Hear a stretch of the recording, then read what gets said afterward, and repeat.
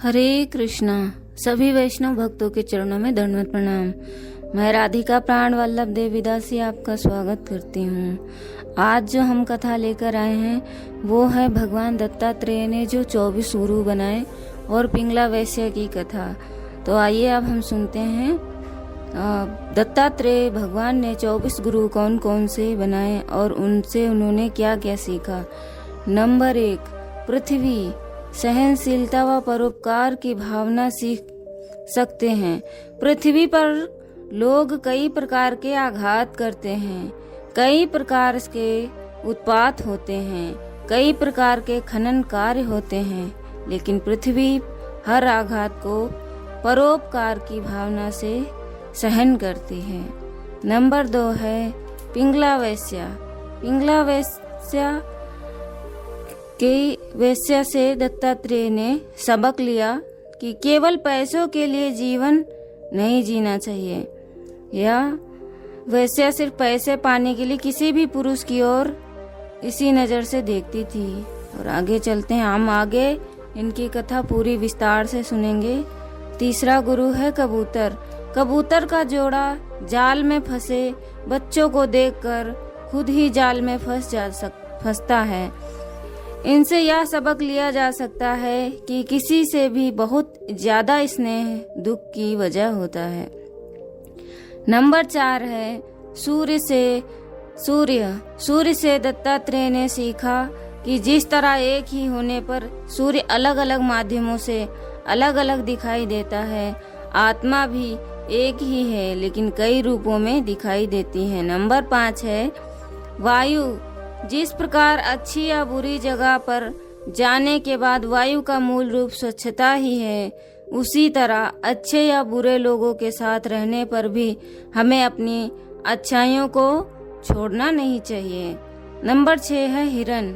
हिरन उछल कूद, संगीत, मौज मस्ती में इतना खो जाता है कि उसे अपने आसपास शेर या अन्य किसी हिंसक जानवर के होने का आभास ही नहीं होता है और वह मारा जाता है। इसे यह सीखा जा सकता है कि हमें कभी भी मौज मस्ती में इतना लापरवाह नहीं होना चाहिए। नंबर 7 है समुद्र।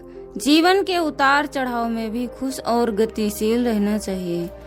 नंबर 8 है पतंगा।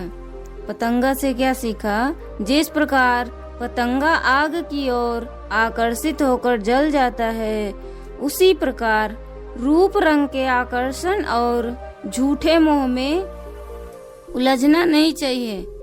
नंबर 9 है हाथी। हाथनी के संपर्क में आते ही उसके प्रति आसक्त हो जाता है। अतः हाथी से सीखा जा सकता है कि सन्यासी और तपस्वी पुरुष को स्त्री से बहुत दूर रहना चाहिए, नहीं तो उसका ब्रह्मणत्व नष्ट हो सकता है। नंबर 10 है आकाश। दत्तात्रेय ने आकाश से सीखा कि वह देश काल परिस्थिति में लगाव से दूर रहना चाहिए। नंबर 11 है जल। दत्तात्रेय ने जल से सीखा कि हमें सदैव पवित्र रहना चाहिए, चाहे कैसी भी परिस्थिति हो, हमें सदैव पवित्रता से ही रहना चाहिए। नंबर 12 है छत्ता।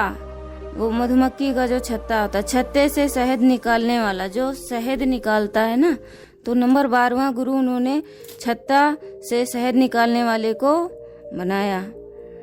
मधुमक्खियां शहद इकट्ठा करती हैं और एक दिन छत्ते से शहद निकालने वाला सारा शहद ले जाता है। इस बात से ये सीखा जा सकता है कि आवश्यकता से अधिक चीजों को एकत्र करके नहीं रखना चाहिए, अन्यथा हमारा जो धन हमने इकट्ठा किया है वो सब कौन ले जाएगा? छत्ता निकालने वाला। तो नंबर 13 है मछली। हमें स्वाद का लोभ नहीं होना चाहिए। मछली किसी कांटे में फंसे मांस के टुकड़े को खाने के लिए चली जाती है, अंत में वह प्राण गंवा देती है। हमें स्वाद को इतना अधिक महत्व नहीं देना चाहिए। ऐसा ही भोजन करें जो सेहत के लिए अच्छा हो।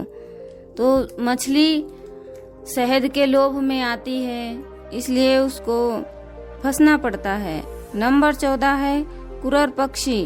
कुरर पक्षी से सीखना चाहिए कि चीजों को पास में रखने की सोच छोड़ देना चाहिए।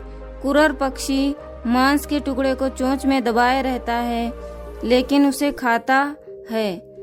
जब दूसरे बलवान पक्षी उस मांस के टुकड़े को देखते हैं तो वे कुरर से उसे छीन लेते हैं। मांस का टुकड़ा छोड़ने के बाद ही कुरर को शांति मिलती है। तो जब तक हम आवश्यकता से अधिक चीजों को पकड़े रहेंगे तब तक हम सुखी हो ही नहीं सकते। नंबर 15 है बालक। बालक छोटे बच्चे से सीखा कि हमें चिंता मुक्त और प्रसन्न रहना चाहिए। नंबर 16 है आग। आग से दत्तात्रेय ने सीखा कि कैसे भी हालात हों, हमें उन हालातों में ढल जाना चाहिए। जिस प्रकार आग अलग अलग लकड़ियों के बीच रहने के बाद भी एक जैसी ही नजर आती है, तो हमारे सामने जिस प्रकार की भी परिस्थिति हो, हमें उससे घबराना नहीं चाहिए, हमें उसी की तरह हो जाना चाहिए। तभी जीवन को हम सरलता और सहजता से उबार पाएंगे। नंबर 17 है चंद्रमा। आत्मा लाभ हानि से परे है। वैसे ही जैसे घटने बढ़ने से भी चंद्रमा की चमक और शीतलता बदलती नहीं है, हमेशा एक जैसे रहती है, आत्मा भी किसी भी प्रकार के लाभ हानि से बदलती नहीं है। नंबर 18 है कुमारी कन्या। कुमारी कन्या से सीखना चाहिए कि अकेले रहकर भी काम करते रहना चाहिए और आगे बढ़ते रहना चाहिए। दत्तात्रेय ने एक कुमारी कन्या देखी जो धान कूट रही थी। धान कूटते समय उस कन्या की चूड़ियां आवाज कर रही थीं। बाहर मेहमान बैठे थे जिन्हें चूड़ियों की आवाज से परेशानी हो रही थी। तब उस कन्या ने चूड़ियां आवाज बंद करने के लिए चूड़ियां ही तोड़ दी। दोनों हाथों में बस एक एक चूड़ी ही रहने दी। इसके बाद उस कन्या ने बिना शोर किए धान कूट लिया। अतः हमें भी एक चूड़ी की भांति अकेले ही रहना चाहिए। जितना ज्यादा हम लोगों को एकत्रित करेंगे, जितना ज्यादा मोह लगाव रखेंगे, उतना ही ज्यादा दूसरों को भी कष्ट होगा और हमें भी कष्ट होगा। इसलिए जब वो कन्या धान कूट रही थी तो उसके भी हाथों में चूड़ियां बज रही थी, उसको भी कान में, उसको भी परेशान कर रही थी और जो मेहमान आए थे उन्हें भी परेशानी हो रही थी। इसलिए उसने क्या किया कि उसने चूड़ियां ही तोड़ दी। चूड़ियां तोड़ने पर एक एक चूड़ी रखी, फिर वो शांति से धान कूट ली और सामने वाले को भी परेशानी नहीं हुई। तो ऐसे ही हमें ज्यादा लोगों को बांध के रखना ही नहीं चाहिए, स्वतंत्र रहना चाहिए और मर्यादा में रहना चाहिए। नंबर 19 है शराकृत या तीर बनाने वाला। अभ्यास और वैराग्य से मन को वश में करना चाहिए। दत्तात्रेय ने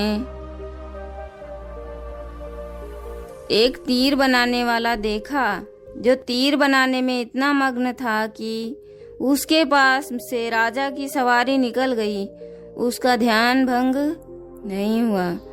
नंबर 20 है सांप। दत्तात्रेय ने सांप से सीखा कि किसी भी सन्यासी को अकेले ही जीवन व्यतीत करना चाहिए, साथ ही कभी भी एक स्थान पर रुककर नहीं रहना चाहिए, जगह जगह ज्ञान बांटते रहना चाहिए। नंबर 21 है मकड़ी। मकड़ी से दत्तात्रेय ने सीखा कि भगवान भी माया जाल रचते हैं और उसे मिटा देते हैं। जिस प्रकार मकड़ी स्वयं जाल बनाती है, उसमें विचरण करती है और अंत में पूरे जाल को खुद ही निगल लेती है, ठीक उसी प्रकार भगवान भी माया से सृष्टि की रचना करते हैं और अंत में उसे समेट लेते हैं। नंबर 22 है भृंगी कीड़ा। इस कीड़े से दत्तात्रेय ने सीखा कि अच्छी हो या बुरी, जहाँ जैसी सोच में मन लाएंगे वैसा ही हो जाता है। नंबर 23 है भौरा या मधुमक्खी। भौरे से दत्तात्रेय ने सीखा कि जहाँ भी सार्थक बात सीखने को मिले उसे ग्रहण कर लेना चाहिए। जिस प्रकार मधुमक्खी और भौरे अलग अलग फूलों में पराग लेती है। नंबर 24 है अजगर। अजगर से सीखा कि हमें जीवन में संतोषी बनना चाहिए, जो मिल जाए उसे ही खुशी खुशी स्वीकार कर लेना चाहिए।